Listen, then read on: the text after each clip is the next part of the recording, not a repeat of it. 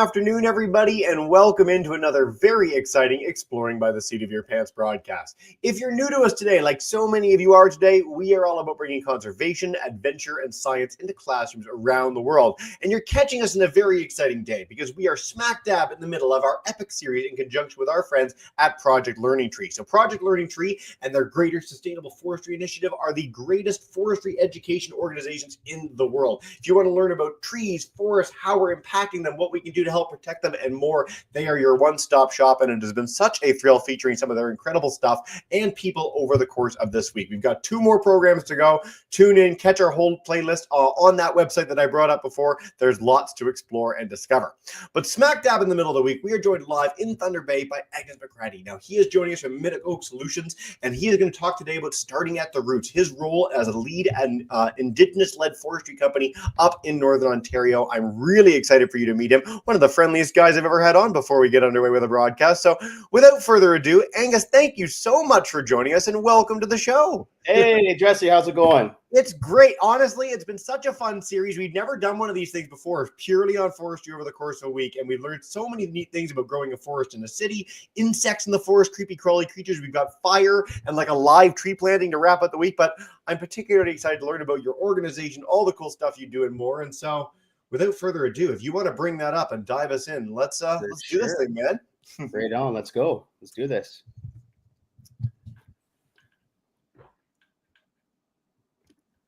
It's always fun to go through the many button mashing experience to get where we need to be. Yes, sir, it is. So, how's that looking for you? It is almost perfect. We just want to make that guy full screen and beautiful. You are as good to go as you can. Perfect. Thanks, man. Perfect. Thank you. So let's get started, everyone. My name is Angus McCrady. I am an arborist, a forester, and a trainer here in Thunder Bay. And I'm really excited to share my story and the work I do with trees. Trees are a huge part of our lives, even if we don't always notice them. So today I'll take you on a journey of what I do and how I work with the trees and the forests in our area. So the name of my business is Mitigoog Solutions Incorporated. Now, Mitigoog, what does Mitigoog mean? Well, Mitig means tree in Ojibwe. Mitigoog means trees or forest. And the reason why I chose that name is because my company, we work with many, many trees and many, many people. So we operate in Thunder Bay, which is Northern Ontario. We provide tree services and hands-on training in forestry. Our mission is to build skills, support communities, and care for the land through arboriculture and forestry.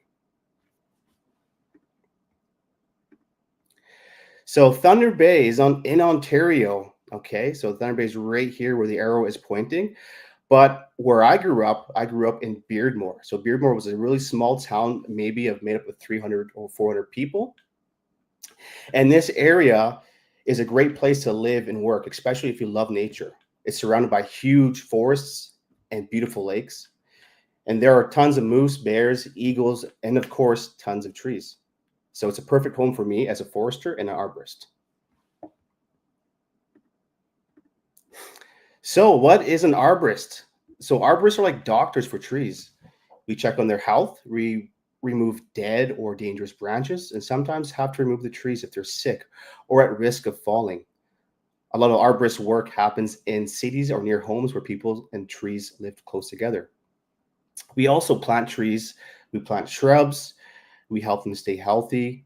We apply fertilizers, almost like vitamins and food for trees. And also we identify diseases and insects that may be negatively impacting plants or trees.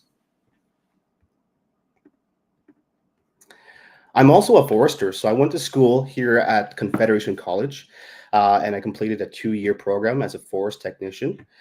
And foresters, basically we work in big natural areas like a whole forest. We help plant trees, we check on the health of the forest, we protect animals' homes, and we make sure we're not cutting down too many trees.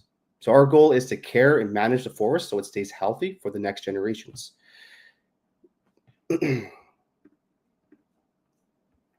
Now, part of my business is Indigenous-led forestry. So Indigenous-led forestry means combining Western science with traditional Indigenous knowledge. At Mitigoog Solutions, I provide training through chainsaw safety operations, brush saw use, tree and plant identification, ecosystem management, and mentoring. Um, and we teach about sustainability and cultural respect, making sure our work supports both the environment and Indigenous communities. It's a really, really cool job. I get to work with many, many people, ages from 15 to 30, and just teaching them what I know about forestry and how to respect the land and protect the water and teach future generations.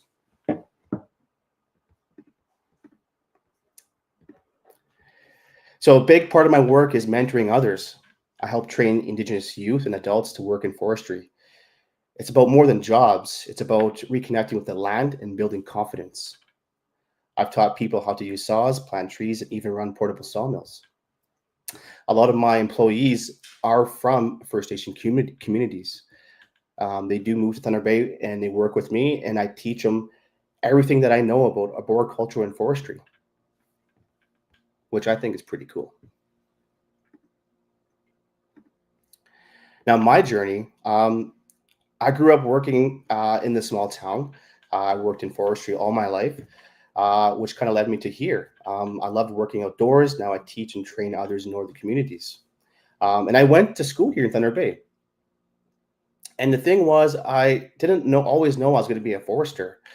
I started out just learning how to use a chainsaw safely or identifying trees. And I found out I love being outside, working with my hands and learning about nature. So here's a few pictures of us working. Our job is never boring. Some days I'm way up in a tree using ropes and a harness. Other days I'm planting seedlings or teaching people how to safely use tools. I also spend time helping plan training programs and working with communities. It's a really, really cool job.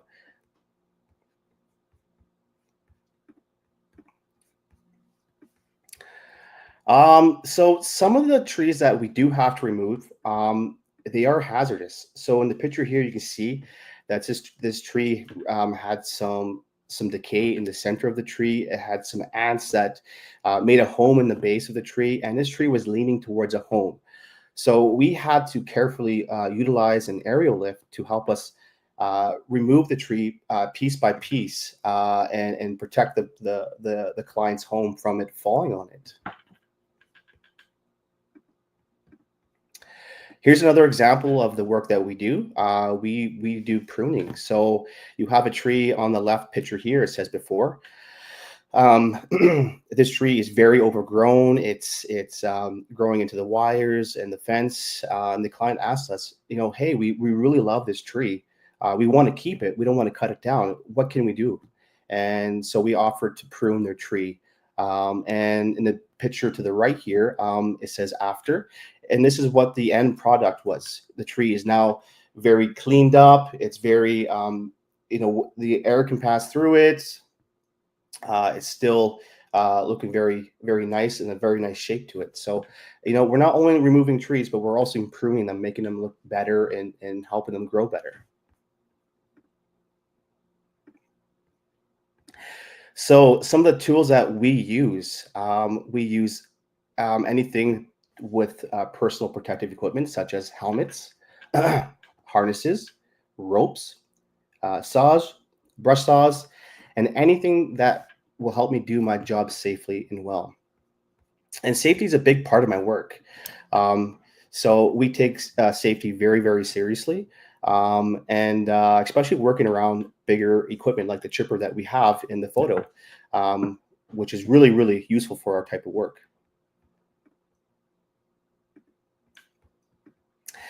Why our trees are awesome? Well, we all know trees are so cool. They do so much for us. They give us air that we breathe. They filter pollution. They provide food and homes for animals. Every tree you see has a role in the environment. Even fallen trees help create spaces for new growth or becoming homes for insects and fungi. They also provide timber for like our tables and chairs, our homes. They provide shade when it's too hot in the summer. They're very, very useful and very, very important to our environment and our ecosystem. Fun fact, did you know that the oldest tree is over 4,800 years old? Pretty old, isn't it? So this tree here is called the Great Basin Bristlecone Pine. It's located in the White Mountains of California and is estimated to be over 4,800 years old.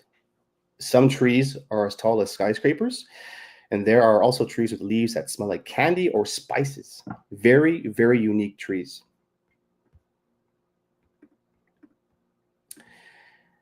Some trees even change colors during the seasons. So here we have a maple. In the spring, they produce really bright green leaves, and that stays throughout the summer. And in the fall, some trees turn, their leaves turn orange, red, even yellow, which I think is pretty cool. My favorite tree is a cedar. Now, the reason why I love cedars is because it's very important to my culture, my Indigenous culture. We use it for ceremonies and smudging and also medicine. I feel very calm and connected when I'm near cedars because they remind me of our teachings. And final thoughts. I feel really grateful that I get to work with trees and forests every single day, whether it's in the city or deep in the bush. Nature is all around us. You don't have to go very far. Just take a walk. Look at the trees. Ask questions. Nature has so much to teach us. Thank you. And I guess we're open for some questions. Amazing. Well, thank you so much, Angus. And coming back to this whole series where everyone has talked about this, like it really is, it's quite amazing the benefits of just being around trees, seeing trees, whether they're in the heart of a city, in nature. You and I were talking about this before we got underway. I grew up in Toronto, which is a huge city, but with tons of trees. It's literally a city within a park as its slogan. And now I live in Corner Brook, Newfoundland, where like you in Thunder Bay, it's just endless forest, basically outside of the city limits, which is a really exciting thing to feel and have. Like when you're flying into the airport and you see that there's just endless trees as far as the eye can see, is a really, really nice experience. It makes us healthier, it makes us happier, provide shade, food for things, homes for animals. I mean, there's really one thing that we've been keep touching upon in this series that kids keep noticing and highlighting is the fact that like there's really no end to the benefits of trees, and it's one of those things that, unlike a lot of other things in science and nature, there's no downside. No one's like, oh, I hate trees, they're the worst. That is just not a thing you hear, which is really, really nice. So good for you getting to make a living with all this. Thank you very much. So much fun. Okay. We got a bevy of questions already, and I'm going to encourage our YouTube audience, keep sharing them. We have lots of time for a nice Q&A, but Angus, you were like ripped through that, which is awesome. That's pretty quick.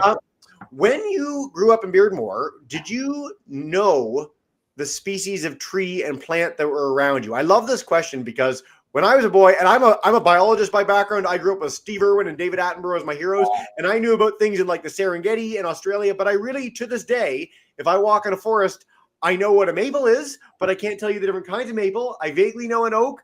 And so I really feel a disconnect from those plants. Did you have that growing up as a child or no?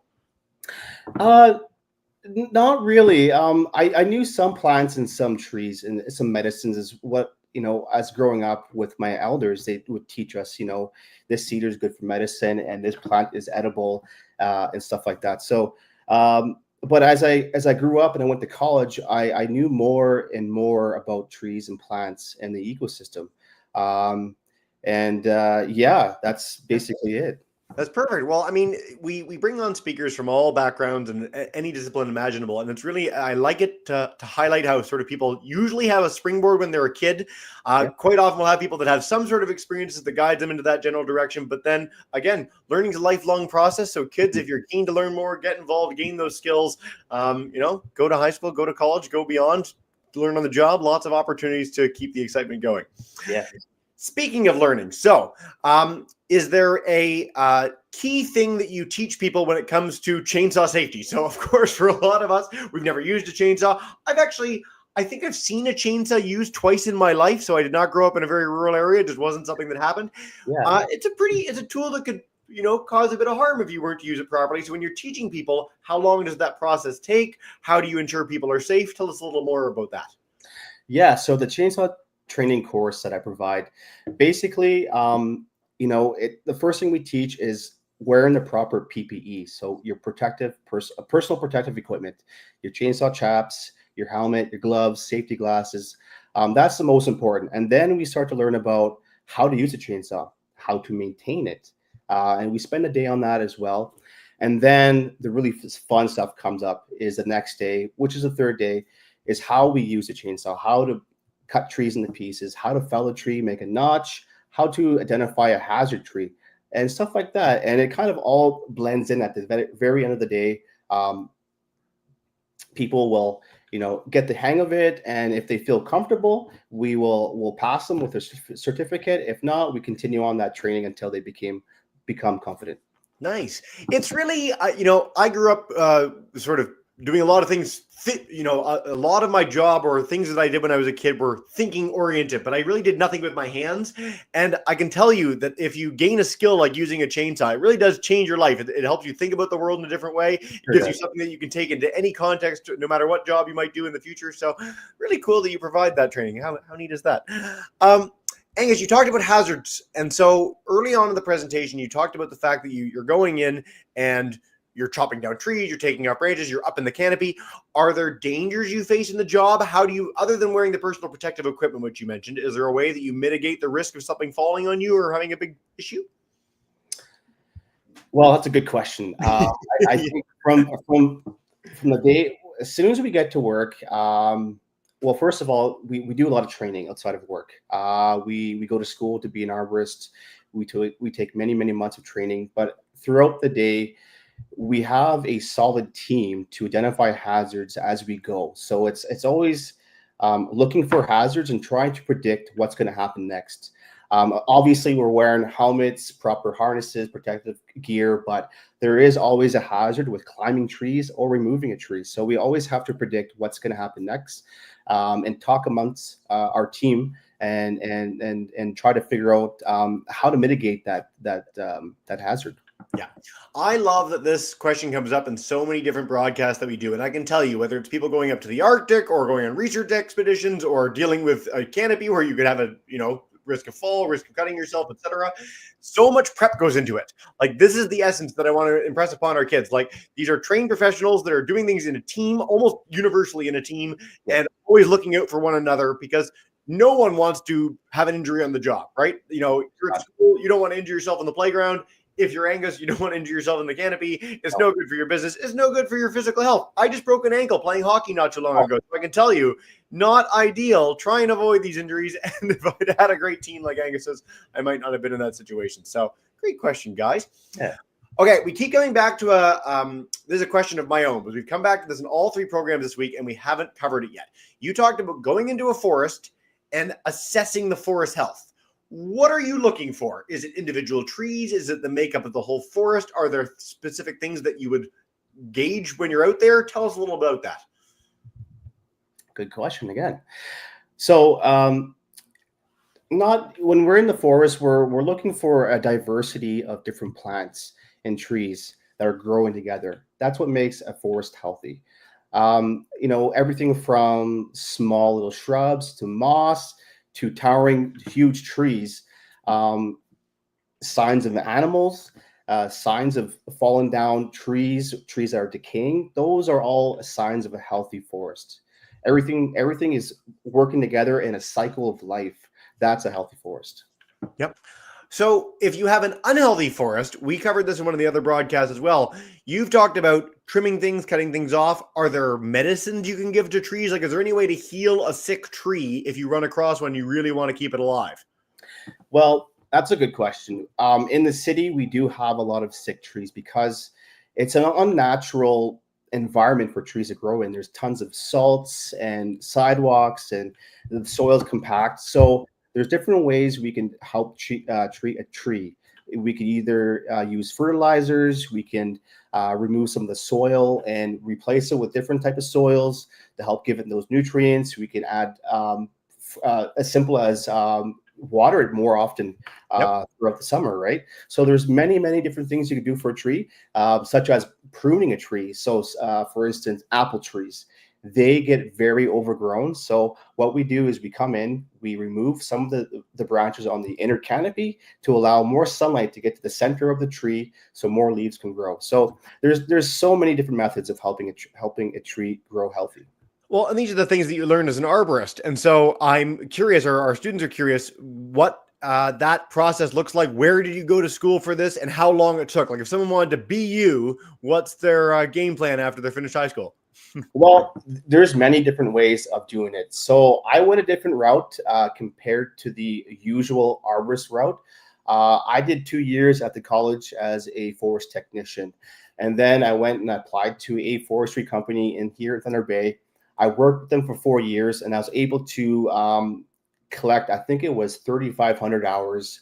And I was able to challenge the ISA test, and I passed it. And that's how I became an ISA arborist. Now, if you wanted to take a different route after high school, you could actually go to college to be an arborist. And I think it's about 3 months per year, but also you have to work with a tree service business throughout the season, summer season. And then you can kind of, collect those hours through there. 3,500 hours is a lot of time. Like It is.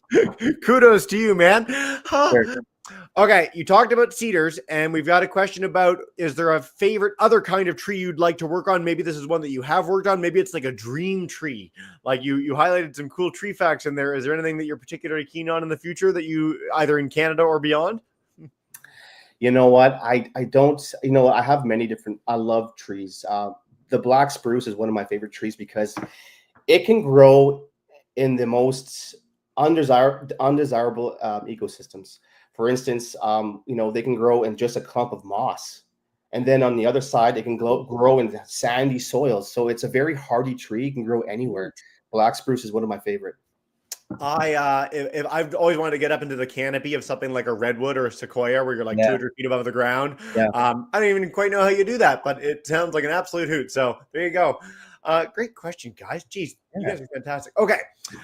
Time flies when you're having fun. We're going to take just a few more questions together because you've done a lot of Q&A, man. You rock. Have you ever been injured on the job? Has there ever been anything that's gone wrong, or has all that prep been 100% effective? Never. I mean, small injuries like maybe a paper cut or a branch whacked me in the face, but that's basically it. We take safety seriously, and our goal is for no one to be hurt. It's a good goal to have. Yes.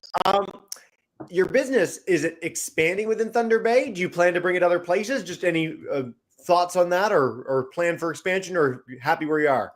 You know what? We do some work in areas like Greenstone Geraldton, Long Lac, Marathon. So these smaller towns that are kind of, a few hours away from Thunder Bay. So we do work outside of Thunder Bay.